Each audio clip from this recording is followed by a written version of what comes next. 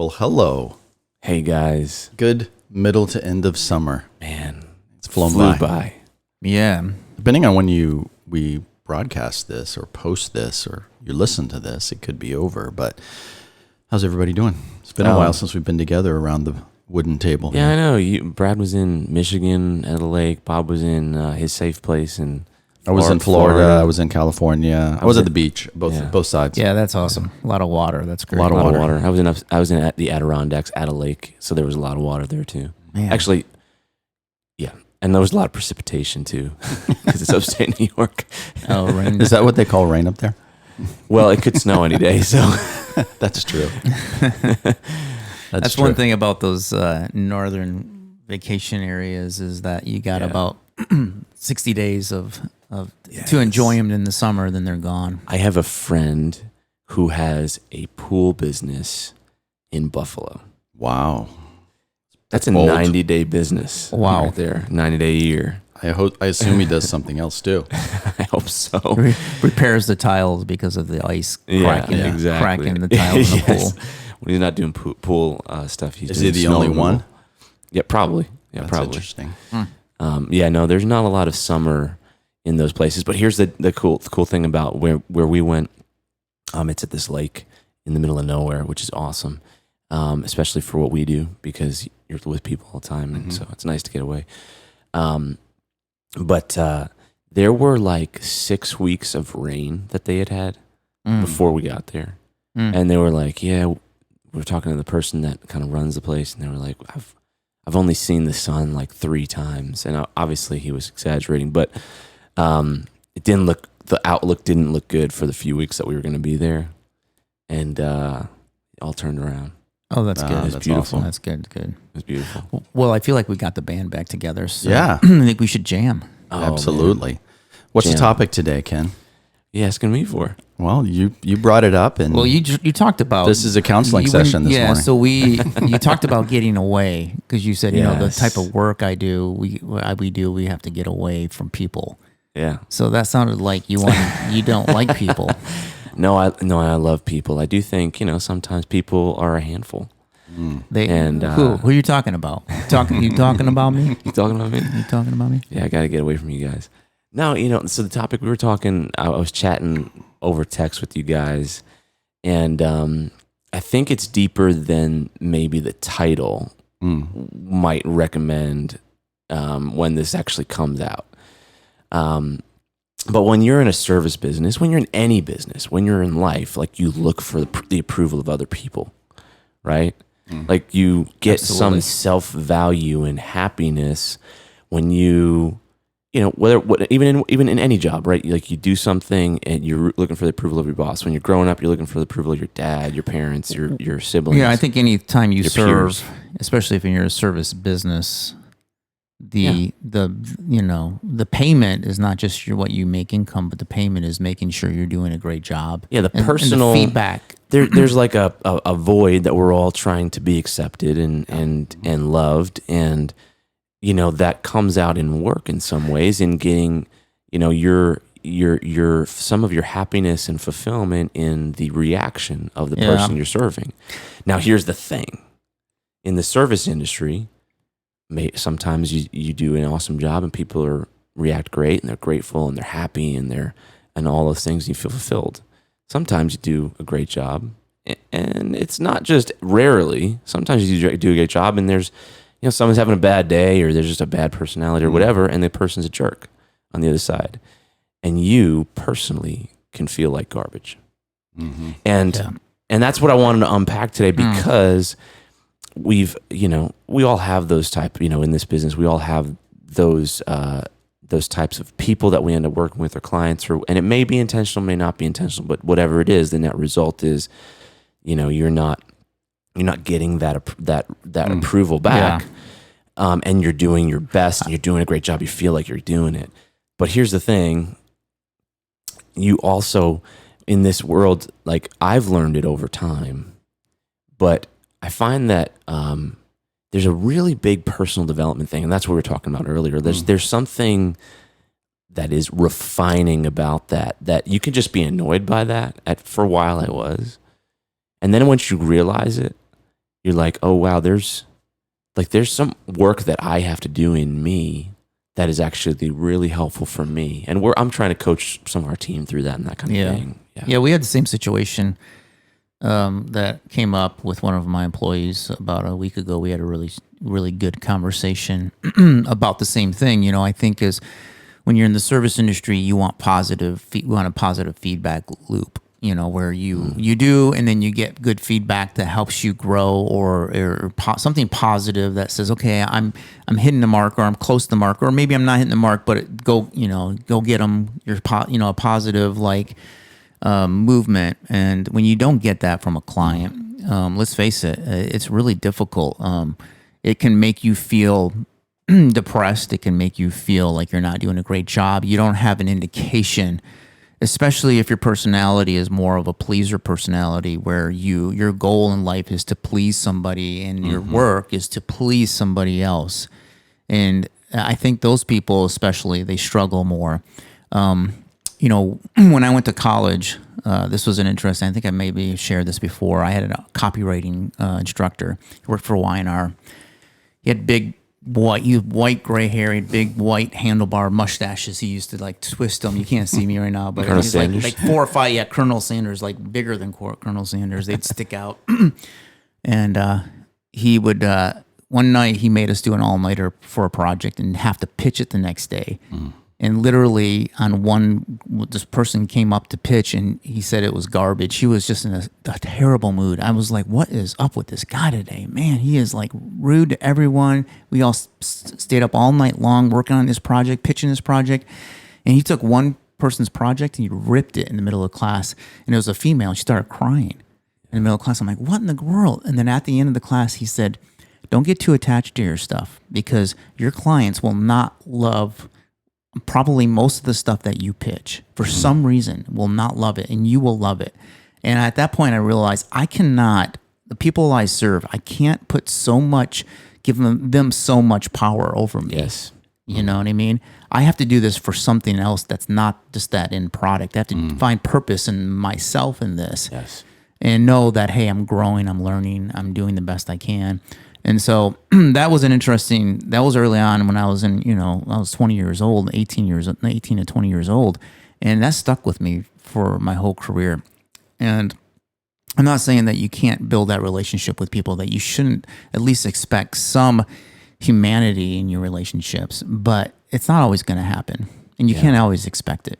No, That's I mean, good. you can't tolerate someone, I don't believe, just being mean, bullying you, your team, that kind of thing, for extended period of times, where they're actually getting abusive, at least verbally, and that kind of stuff. And that does happen at times. It's rare, but I believe that you can't tolerate. But oftentimes you don't get the reaction. You pour your heart and soul into something, or your team pours their heart and soul into something, and they don't get that reaction that they're looking for. In fact, sometimes you're dealing with someone who may be self-unaware, maybe dealing with their own problems, ego issues, those kind of things, and they actually are intentionally rude, kind of a jerk, like that kind of thing. And that just makes you feel bad, right? But the main question is how do you move that to where you're happy with that job that you did no matter what? Otherwise, it's a depressing, kind of miserable life. You get resentful really fast. It's like, hey, we did all this stuff for you, and you can't even be nice, And then the dichotomy there, and I wonder what you guys think is when you're serving, you have to care, right? To a certain and I believe to a certain degree, you have to have boundaries, but you have to care about the thing. And Bob, you always talk about this. You get excited about the businesses you hear, and when you talk, but what happens when? So you have to care, but you also have to protect yourself. And by protect yourself, I don't mean defensively. I mean there's self-development that has to go into. I'm happy with what I did no matter what, and I don't. And even if that person's sweet, no thanks, or I was gonna say some ruder things, and I caught myself, but whatever, even if that person is rude and disruptive and a jerk back to you, you're still good with it. Yeah. How do you do that? Man, there's so much here to unpack. I don't even know where to start. because I identify with everything that you guys have said. I think for me, and just my opinion, the way that I've processed this, having been doing this for quite a while, is you learn, you grow, you fail. That's what life is. But I think too, you started at you mentioned something that I think is maybe the key to all of this, is you have to start with, I've used this phrase, you've heard me say it, is, you put your oxygen mask on first. Like, you've got to train your team. First, you got to train yourself, but then you got to train your team is always make your self-care the top priority. Like, I think what we do in the service business, but this goes back to how we were brought up, whatever, you can get into a mode where you are the last on the totem pole. Like, you don't prioritize your own self-care. And you can only give and be as healthy as much as you are self-caring and taking care of yourself. And so I think personally, one way to start is, okay, as I enter into this day, as I enter into this workplace, as I go in and I start my week, am I prioritizing my own health? And what I mean by that, it's not just, all right, I worked out, or I meditated, or I prayed, whatever it may be, but I got into a habit of saying, it's conditioning, like, my mental health, myself, and my priority. I'm going to be honest and loyal to myself. And I think what I'm learning is self-betrayal is powerful. What I mean by self-betrayal is when you make promises like, I'm going to do this, I'm going to work out more, I'm going to prioritize like time alone, I'm going to prioritize running, whatever your hobby is. And then other things push that out, and you say, well, I've got this project I've got to do, or my kids are calling me to do this. I'm not saying that those aren't important, but I'm saying if you're the last one on the totem pole, that's self-betrayal. Yep. You wouldn't do that to your spouse. You wouldn't do that to your friends. You wouldn't do that to your clients. You make promises to them and say, hey, I'm going to do this on this date. I'm going to do this on this date. I'm going to do this. But for some reason, when it comes to our own needs, many times, those of us who do like to serve and get a lot of value out of that, that becomes the last one on the list. So all of that to say, that should be the place we start, because I don't think you're ever going to work through this issue of what we're talking about and be healthy in it until you really understand, like, I get my value from either myself, a higher power, whatever it is, but you got to work on that. And that's got to be a priority. And as leaders, we have to show and model for our team that. Yeah. And then we can start building on the other things. But for me, that's where you start with that. It's I totally believe in that. And Tony Robbins would call it a great state. So enter, like, be in a great state, and getting into a great state requires the conditioning and all those kind of things that come along with it: mental health, emotional health, spiritual health, physical health. And I think that's a really good point, because your perspective, I've talked about this before, but we all know, everyone listening knows the difference between when you're energized and in an empowered state and how you deal with, or how you perceive problems, or even bad feedback, or whatever else, like how you perceive that, versus when you're in a disempowered, negative state, how you perceive those things. And much of that is unconscious. If you're right, you don't know that at the time. Right. But once you're aware of it, I feel like you do know it. You know? I was talking about this to my dad actually last night, about how the spirit of whatever it is, right? Like, whatever mood I'm in, I can actually transfer that mood to somebody else who will transfer it to somebody else. So if I'm in a real pissy mood, and or if I'm upset and I get upset at my wife will actually pass that on to our kids. Yes. She'll be upset and she'll pass it on. And it's just the nature of human beings, or the opposite. She'll do that to me and I'll pass it on. Or if you go to work and you have a really bad day, you bring that home and then you pass that on. It's like you can either pass a gift, or you can pass this negativity, Right. And so I think that's the challenge too, is that when you work around, let's say clients or even other employees who have that attitude all the time, and you don't get any positive, how do you stop? How do you put a wall up so that doesn't cross over into you, into your attitudes? I think that's sometimes challenging for people. I think what it goes back, what you just said is a perfect example of, if you don't have self-awareness that that's happening, like, Brad's in a bad mood, or I can observe what's really in the energy that's going on, then I'm just going to absorb it and I'm going to join right in with you. But if I'm doing the work and I'm aware and I say, and I'm conscious to say, wait a second, I'm going to encourage you. Yeah. I'm going to bring the positive energy into the room. Yeah. I'm going to maybe just let you vent. I'm not going to engage. That takes self-awareness. And I think that goes back to what we talked about. It's like, you've got to get yourself healthy and know what's going on.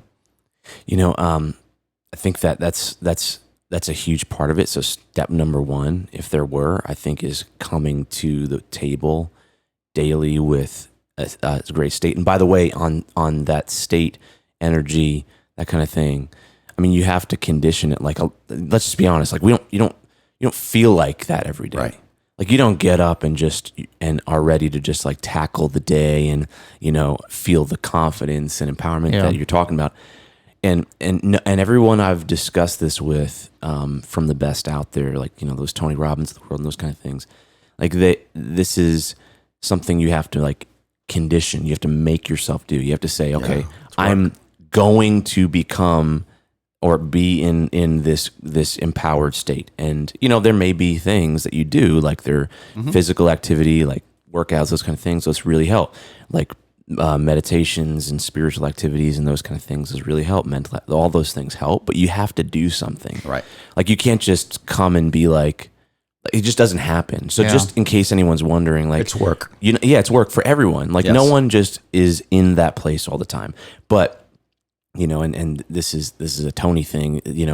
If you're in a bad state, you'll tell yourself a bad story, about what you're seeing. Yeah. And then you'll, from that story, create a bad strategy. Yeah. And then that's how the spiral goes down. So it can go in a positive direction, like, get in a great state, you have a great story, and you have to, I think the point I'm making is, you have to be really intentional about those things. The funny thing is, the older I get, the more people don't bother me as much. Like, people can, and honestly, why is that, you think? Well, the older I get, I feel more empathetic to people. Like, if you deal with a client who's just a SOB, you're like, and before I used to get ticked off a little bit, I'm like, that guy's a jerk or whatever. But now it's like, I feel so sorry. Well, that guy's life is horrible. I feel so sorry for him. Well, how can I cheer him up? Like, what can I do? Even if it's like you don't get that feedback, even on your calls, you're like, you're trying to break that person a little bit and get into the world and say, hey, what's going on? Trying to develop this. It really comes out of empathy, because you get to the point, I think, in your life, you're like, you can't change people. I cannot change anybody. And so I'm like, I can either love them and accept them and say, you know what, you're probably dealing with something that has nothing to do with what we're working on together. You're probably bringing in something else into the picture, and it's bad. I feel sorry for the person that they're having to deal with that, or they have to live their life like that, or they have to, whatever. So I don't know. I think empathy is a superpower, in that when you really can look at a person who's having a bad day, it's easy to have empathy for someone who's going through something hard and their child is sick, or whatever, their wife has COVID, and I mean that's easy to do. It's really the challenge is when they're being a jerk to you and to your team. But I think it's a superpower in that you still have to draw boundaries. You still sometimes have to push back. But I think it allows you again to get out of the situation and not get involved in the narrative, because what you just said is really important. It was my second thing I was going to say is train yourself to say, the story that I'm thinking right now, the feelings that I'm feeling are just one version of many. And it may be right and it may be wrong. Typically, it's probably wrong. Right. And if you can learn how to train yourself to do that in every situation, and I will even say this back to my spouse, she'll come at me with something and I will say, well, that's one's version of the story. And it's usually about other people. Like we have a narrative about what's going on with that person who I perceive as maybe is wrong or has done something or is doing it for this is their motive usually. Yeah. And I think if we can train ourselves to say, well, this is the version that I'm thinking right now, but I could be wrong. That to me, that's empathy. And empathy also says that person is doing the best that they can right now. Yeah. And that may sound shocking to people, but I don't know of any human being that gets up and says, I'm going to be a jerk and mean to everybody today. Correct. Yeah. I really believe people are doing the best that they can at this. There's people out there that are not doing the best they can, but I'm doing the best I can. But that's based on my judgment. And you're doing the best you can, but there are people out there that are not doing the best they can. Feels like it. You are. So it is. I agree with you 100%. I don't know if I'm agreeing with you or not, but well, I just think that we're flawed people, and I think we all are doing the best we can with what we have in our toolbox. Yeah. What's probably not a good thing, but so a lot of times these things happen. Sometimes these interactions happen over some sort of written email or something like that, but right? You talked about, the thing is what you talked about with Tony Robbins is this idea that it starts with stinking thinking and then it goes into stinking strategy and then it goes down. That's habitual. Yes. And when you get in the habit of doing that, that's harder to break that habit. And so a lot of those things are just habitual. Yeah. It could start off even when you're young. It could start that you had parents that were always negative and stinking thinking. You know what I'm saying? And to break that, it starts with being aware of that. Correct. Thing. Yes. Like you have to be like, oh wow, I am in a negative. And we talked pattern. about this, and Bob mentioned it. You probably had some cool psychology word that I don't know term for it. There's probably a term for it, but it's this idea that you're always, and it's out of survival. I think you mentioned last time we talked about this, is that you always go toward the negative versus the positive. Right. Why as humans do we go to the negative? And why do we want to place blame all the time too? Oh, it's their fault. They're the ones. Mm-hmm. They're the ones that are not doing everything they can for good. I am, but they're not. Mm-hmm. Well, oftentimes when someone's being a jerk, that's what they're doing to you. Probably, they're placing blame or assuming that you're doing something out of negative or you didn't do or whatever, or maybe it's with somebody else. But I think that happens. I think we do that back, right? We're like, oh wow, they're acting this way, and so so they must be. Net result though, like if there's a person that is not, you're not getting that feedback that you need personally or want or desire personally. That's probably the right word.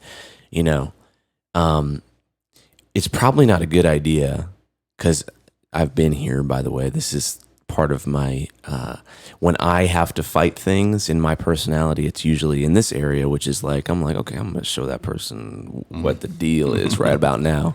Like we're about to go to school, son. I'm getting about 12 inches farther from you right now, because you're going to throw a punch at me. But that's in my personality, that's what wants to come out. Mm-hmm. All right, let's go back to school, son. Here we go.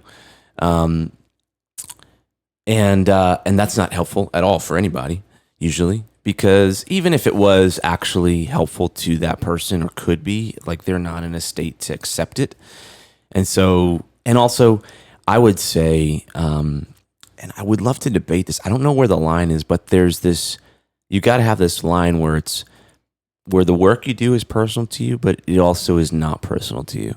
And so like, if that person's just not feeling it, like I feel it. So, we're going to do a great job and do everything we said, but like, we're not going to, like, I'm not going to go, what do I try and say? Like, I'm not going to just move heaven and earth to try and correct them. Yeah, or to make them happy. Convince them from less of a service thing. It's more for my need, because I need to do that. Like you can't cross, excuse me, you can't cross that line. But we want to as human beings. And I know with my team, and I'm sure you guys too, like this has been a struggle for me in leading someone through that, in leading people through dealing with different personalities. they your team feels a lot of those feelings. They're like, hey, shouldn't this be corrected or something like that? And obviously if someone's doing something wrong, there are times when it should be, or at least you should remove yourself from that situation. I'm not saying that, but there are times when it's like, well, it's not our job to fix that person's problem. We don't know what's going on. It's our job to do this.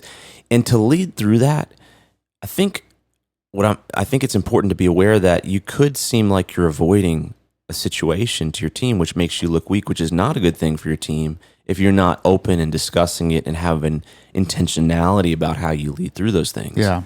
I found there's two things that have been practically helpful when we deal with those situations when we have a really difficult client. The first one is we talk about it, and not to rag on our client. And it's not a bitch session. It's really just a really honest, like, hey, is this someone we can work with? Is this somebody? Is this tough? Because we're all feeling the same kind of sentiment. It's not just picking on one person or one person that is on a call or leading a thing.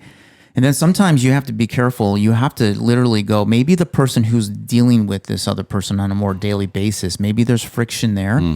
What I found too is that if, like, let's say you have a client that's really difficult, for some reason they don't respect the person they're dealing with directly. They don't feel confident. And so that lack of confidence is their inability to properly communicate that. And so instead they take it out and they're kind of mean, or they're just not nice or whatever, right? And so swap that person out or get someone else that you feel like they respect a little more, and see if the tone changes. If the tone doesn't change, then maybe you can't tweak it. You know what I'm saying? That's just the person, and you're going to deal with that person the way they are. So you have to make a decision at that point. Do you want that client as a client, or should you let them go? Are they crossing the boundaries too much? Are they getting to the point where they're abusive to your team, or are they just that way to everyone? And so, for instance, we have a client that they're just that way to everyone. I mean, there's no changing this person, no matter who's on the call. I would say that this person has more respect when I'm on the call than maybe some of our employees, but still, I get it from them too. So I get the slings and the arrows as well, and I don't, they just bounce off me a little bit more than maybe others, because I'm like, well, whatever. We got paid. Yeah.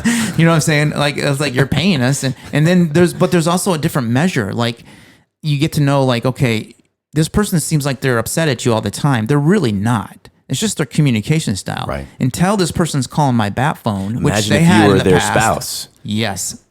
Good thing you're not their spouse. Just be grateful about that. Yeah, exactly. Yes, exactly. I'm like, can you imagine having that kind of relationship with that person? Yeah, that's a good point too. Is well, there's 2 points I want to make, but let me start with this one. You hinted at something, but I may have mentioned this before in previous episodes, but the awareness that most people are, well, all of us as human beings, for the most part, we mirror back what's going on inside of us.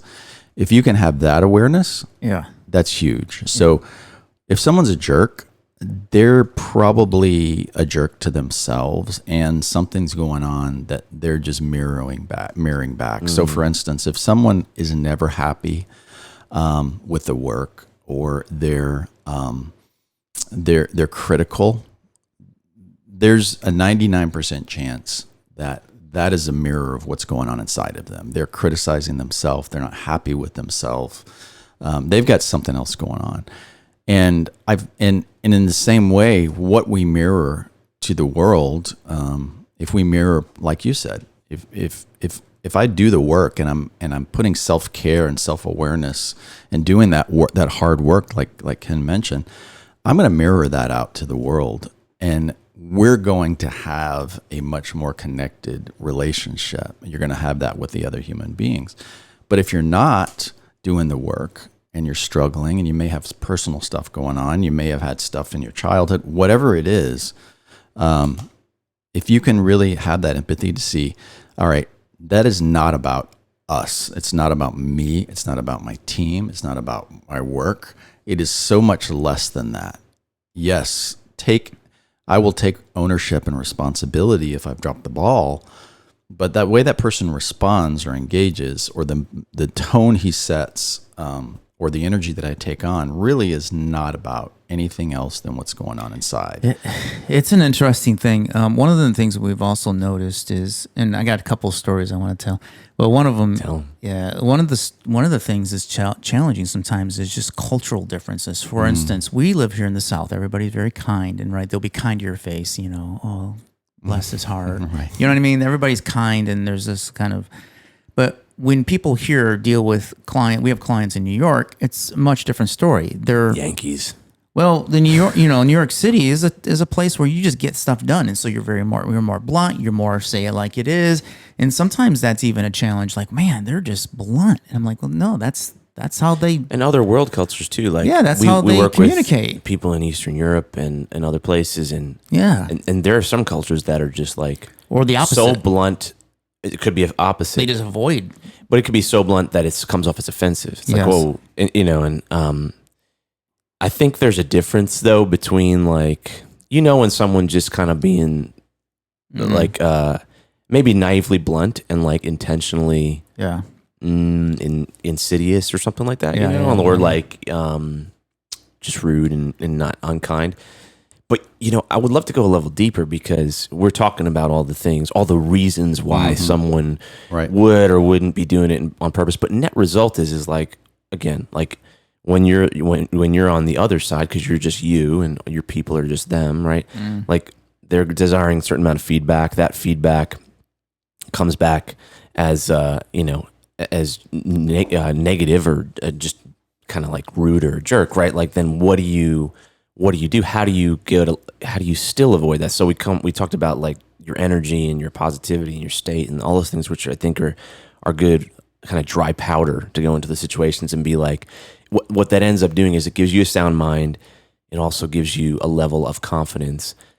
But I would say like a second step or a second thing to work on is the confidence part, right? So like when you're seeking the approval of somebody, what you're doing is you're trying to fill up that kind of confidence bucket inside of you that may not be full. Yeah. Because we all come across, and I honestly, sometimes I find people and I just envy them. I'm like, wow, it's so amazing how you're able to just walk through situations with such confidence that you meet these people where nothing phases them. They're, or at least they look like it. They look like it, right? Yeah.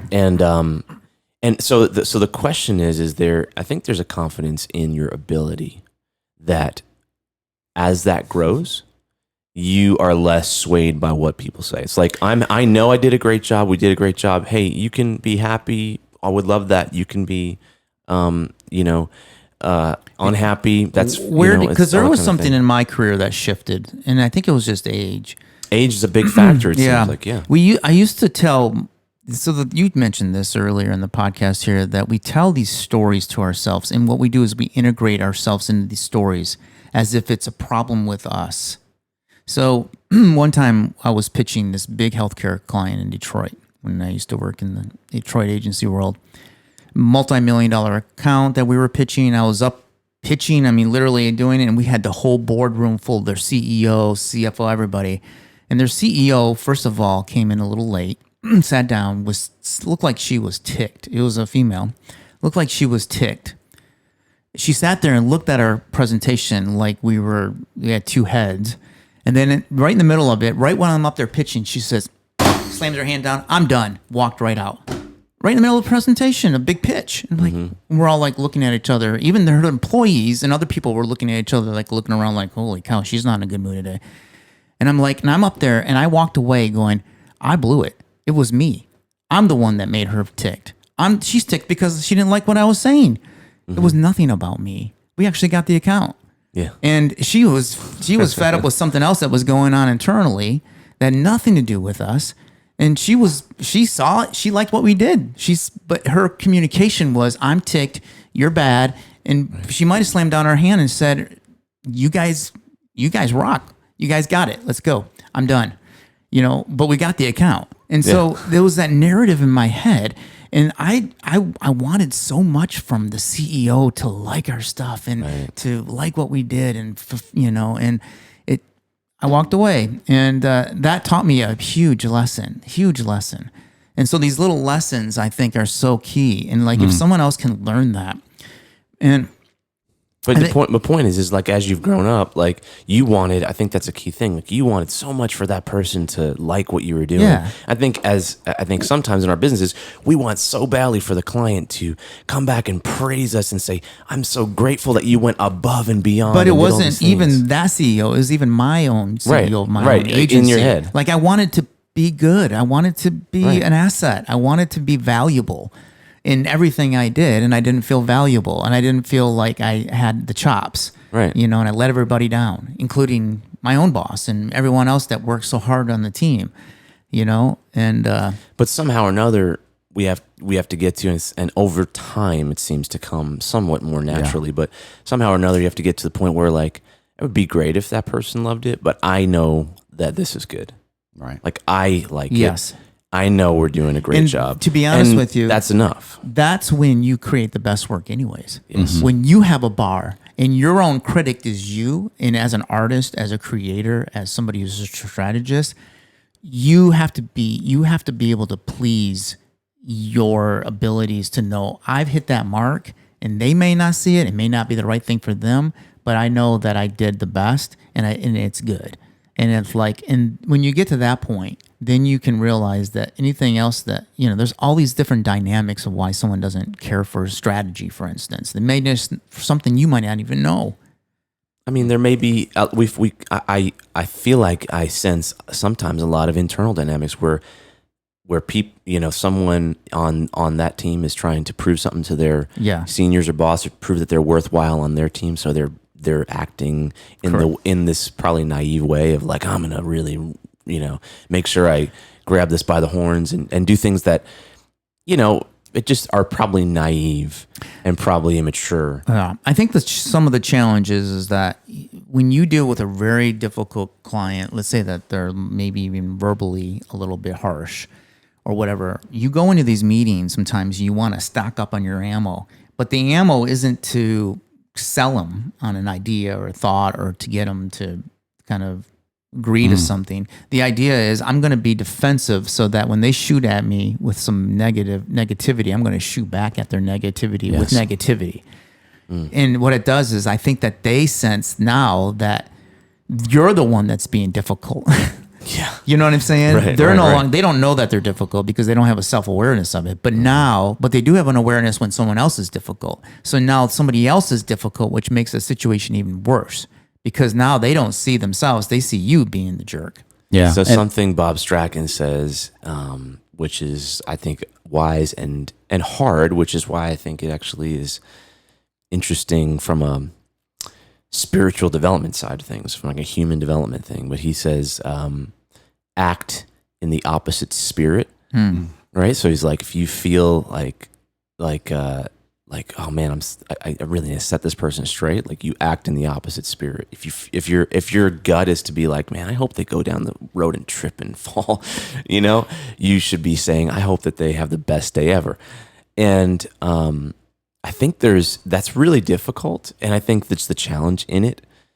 It creates a lot of growth inside. But you can do that authentically if you have empathy. Yes, and I think that's the superpower. Yeah, it is. And I think another tip that I would give, and this may sound old school, but it's hard post, or maybe we're still in it, COVID, is try to get in front of the person as much as possible. Like get them in a room, talk it out. There is no way that you can truly see really what's going on over email, over the phone. And next best case is get them on a Zoom and see them face to face, because sometimes that will help to quell not only them when they're forced to look at you, and you can then see them and say, oh, okay, maybe there is something going on that I don't know. Meaning, maybe they look frazzled. Maybe they don't look like they don't feel good. Maybe, there's just something about human connection and face-to-face interaction that 9 times out of 10 I've experienced that negativity kind of fades away. They soften, you soften. And the more that you can show your team that and how to handle those situations then you go away going, oh, that guy's not so bad. Because some people can't communicate over email very effectively. Some people can't do it, over phone very well. Even Zoom calls that are audio, like when your client shut off or you shut off your video, there's definitely even a further disconnect. How long can you look a human in the eye and be mad at that person or be a jerk? You can't. Like if you ever have two fighting siblings, you sit them down and they look at each other. The next thing you know, they're cracking each other up, looking at each other. And there's this bond that starts to happen that all that negativity goes away. Same thing with boxers. I mean, in the beginning of the fight, they're looking at each other and they're calling each other names and they're, they box. And now the next thing you know, they're best friends. They're hugging and man, great fight. And it's like you can only... That's human connection. Yeah, you can only... So that human connection is so key. And if you can be face-to-face and go out to lunch with them more, you just develop this... At least you're going to develop more empathy for that person because you'll understand... They'll start to share with you all of their struggles. And you're like, I see why that you're stressed out all the time. I had a friend, actually, she was a business partner, and the way that she would email and respond to people came across to many people as very rude, and everyone would be like, this person, what is this person? She's just not a nice person. But when you meet her in real life and you hang out, you go, oh, she's nothing like I've had a lot of those people all, but there's a persona and a story that's being told because maybe this person is very short. They're very direct in their emails. Maybe we're all different in that way, in the way we communicate. So it's so important to try to get that face-to-face time. I do think you should work to be aware of those things. So don't act like that just because other people do, because I feel like there's a perpetuation of this kind of thing where it's like, you could be like, okay, well, that's, They were short and rude, and it came off as rude, but they weren't rude. Okay, cool. I could be short and come off as rude, and don't mimic it. It will come off as rude. Learn from people, And I do think that perpetuates sometimes. So how are you, Ken? If this happens in your agency, how are you sensitive enough to know, okay, this employee of yours works with this client who's a jerk, they just got into the ropes. They're into the ropes. When do you just do you keep a temperature of that? How do they communicate to you and openly communicate to you? Then okay, they've had enough. This isn't a healthy situation for them anymore. I don't know about you guys, but we have one-on-ones every 2 weeks. So everyone's paired up with a leader. And so that's one way it can come out. But a lot of times we also have these daily stand-up meetings which we've talked about before. I would encourage everyone to do that because it's like a game changer on how to kind of, at least you could do different levels of it so that they're small groups, but it's really helpful. Those are situations where people come out and just say, what's going on. And I feel like in promoting people, the ability for someone just to bring that up anytime, I think you don't have a challenge. At least I haven't seen a challenge with people holding it in, being afraid to bring it up. And honestly, sometimes when it's brought up, it's like I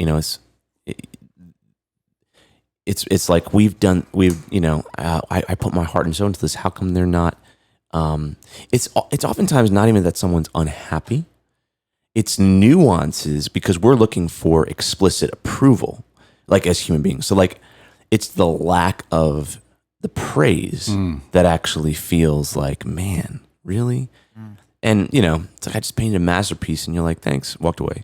Yeah, I feel the same way. It's the praise that people miss. So it's not just someone being angry or unkind.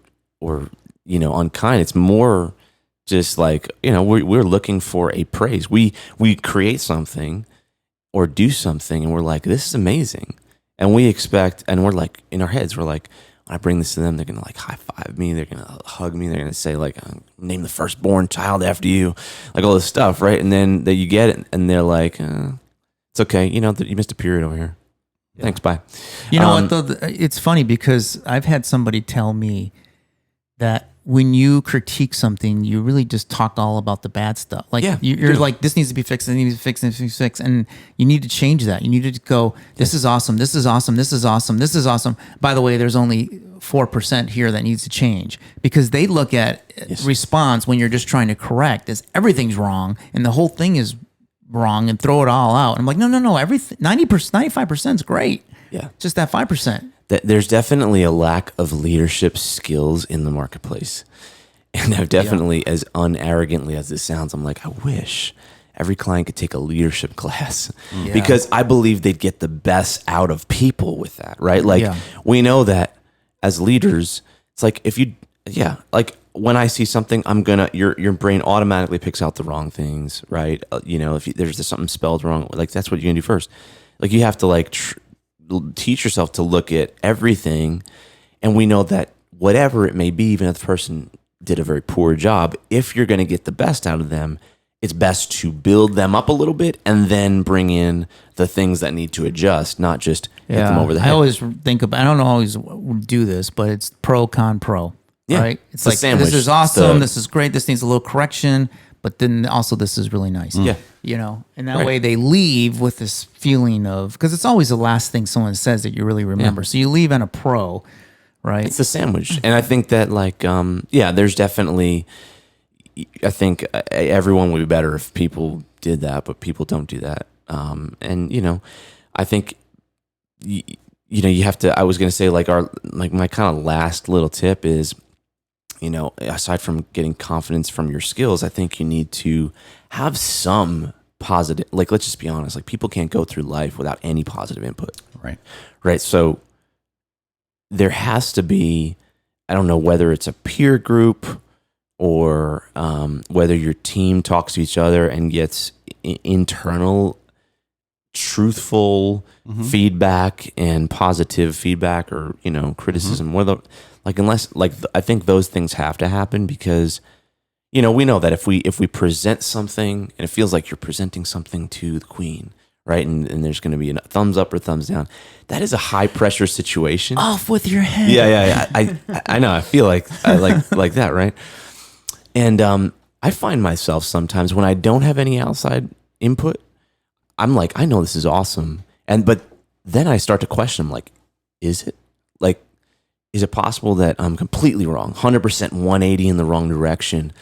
And that even happens to me, and I've been doing it a long time, and I have all this conditioning that I go into it mentally. But I think with anyone, if that's the only point of feedback, or relatively the only, it puts you into a really uncertain state. But if you can go into that situation being like, I know this person, I know outside kind of objective opinions have already said we think this is really good.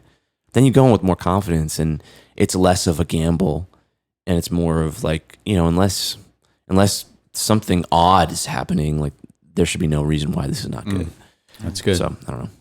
Yeah, this has been good, guys. Yeah, I feel like we could probably do another episode. Yeah, there's a lot to this, but hopefully this was helpful. Yeah, it's definitely something it's definitely a growing thing. This, I'm telling you, if you can use any situation that is like this that you're going to deal with, it's not, if you haven't yet, it's a matter of when, it's not if. Yeah. Then you need to use this as a self-growth. Yes. Because that's where the value really comes in, to understand that you're just going to deal with all different types of personalities.